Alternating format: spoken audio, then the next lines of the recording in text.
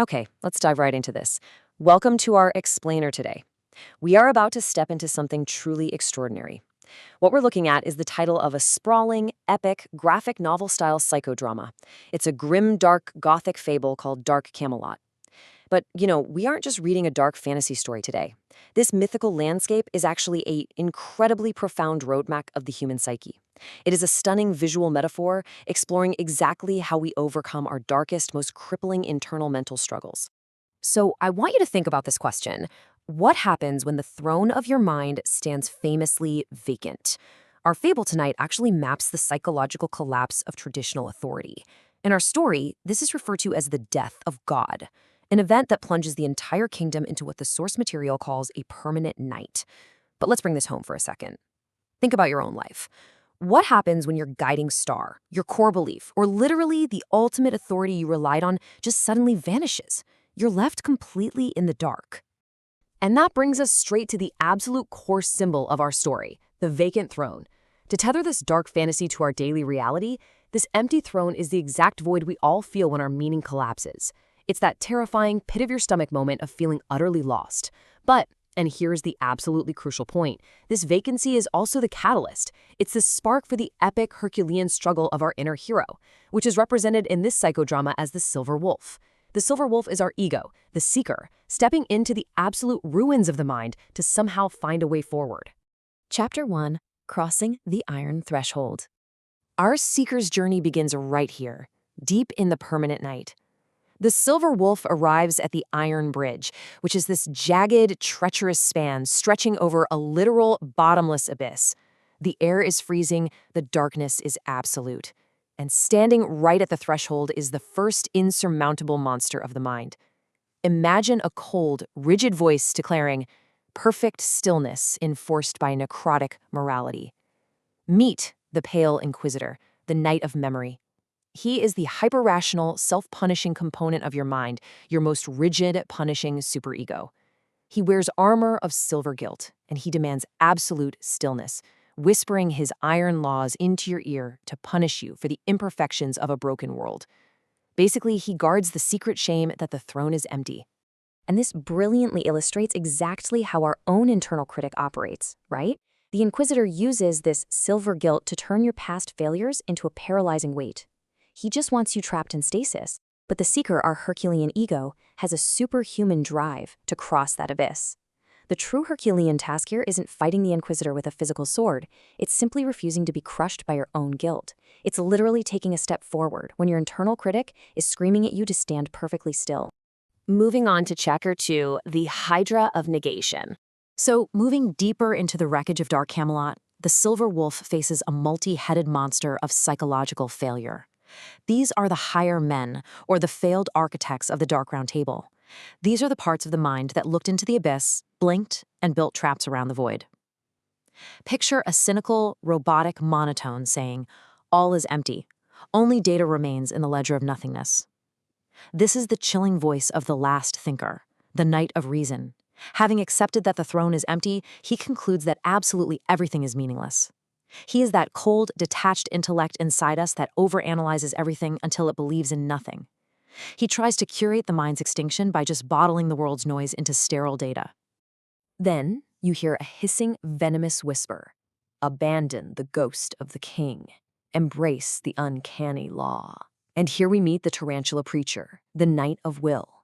He is the pure spirit of envy, hidden malice, and resentment. He looks at the empty throne and views it as a free license for pure predation. He wants to turn the internal round table into a giant web for his own predatory revenge, feeding you what the source beautifully calls future's venom. So the Silver Wolf must survive the necrotic extreme of its own mind. When reason becomes a ledger of nothingness and will mutates into a trap of venomous revenge, the seeker has to find the binding force of nature. It's that Herculean capability to hold the self together when the traditional center of authority has famously collapsed. You literally have to reject the traps of your own fractured mind to survive this. Chapter 3, Verdict of the Violet Gavel. Now the stage is really set for the dramatic climax. The seeker reaches the center of the ruins, where the vacant throne sits, and suddenly the psychological decay of the mind transforms into a full-on gothic cosmic horror trial. An active, terrifying psychological execution is about to begin. High above, perched on a spire of the glass library, piercing the ink-black sky, sits the crow. The crow is a detached zeitgeist, this observing consciousness. It doesn't actually attack, it just watches. It harvests the seeker's mounting cynical knowledge and despair like black grain. And as it feeds on this heavy negative psychic energy, it begins to break the boundary between thought and reality, manifesting into terrifying physical flesh. Then, suddenly, the violet knight appears at the center of the ruins. In his hands, the violet gavel is raised high, shimmering with a strange, dark, bruised light.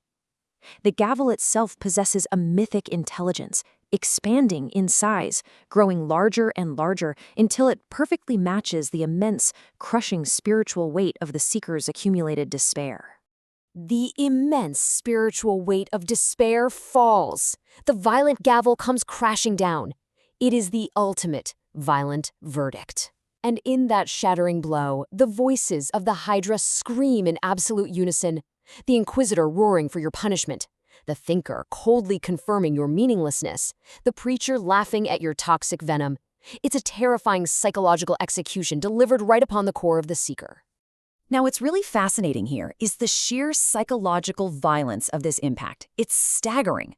The strike violently crushes the internal gods of the mind together: memory, the guilt of the Inquisitor; reason, the cynical data of the Thinker; will, the venom of the Preacher.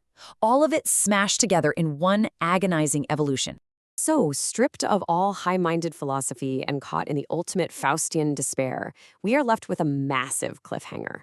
Under this crushing weight, will the ego break? Will the seeker succumb to a total regression, morphing into a man-beast driven entirely by raw, feral survival instinct?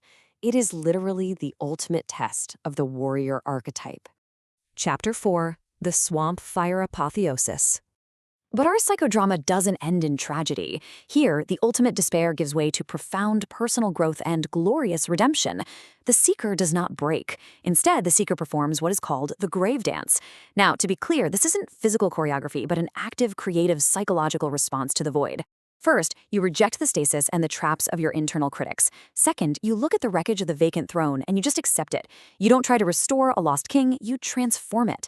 Third, you strike the earth and bond with verdant life. Let's tether this back to our own human condition for a second. The brilliant realization of the grave dance is that the vacant throne transforms from a symbol of nihilistic despair into a stage for creation. True growth happens when we stop weeping for the lost center. When your world shatters, you don't freeze in guilt or become deeply cynical. You use the wreckage as your actual foundation to build something entirely new, generating one's own light in the permanent night. This is the glorious apotheosis of the Silver Wolf. Through the grave dance, the seeker becomes a living pillar of swamp fire. In a world with absolutely no external sun, the seeker generates their own light, moving boldly toward a new horizon that the failed architects of the mind could never, ever reach. It's a real game changer. And so, I want to leave you with one final thought today. Because inevitably, the structures we rely on will fail. The center will collapse. When the throne of your mind falls famously vacant, will you succumb to the permanent night, or will you step onto the wreckage, generate your own light, and begin your own grave dance? Thank you so much for exploring this fascinating explainer with me today.